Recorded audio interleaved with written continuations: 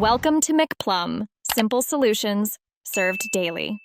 You begin by making sure battery and base are ready. Charge the headset for at least 1 hour and power the base station via USB or AC. Once done, plug the base into your PC or console with the supplied USB or optical cable so the system recognizes it.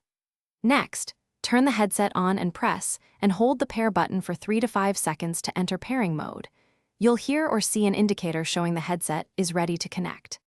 You now complete the core connection and audio configuration.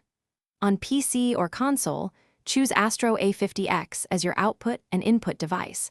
On Xbox, use the controller audio settings. Make sure to install or update firmware through Astro Command Center when prompted to gain stability and feature fixes.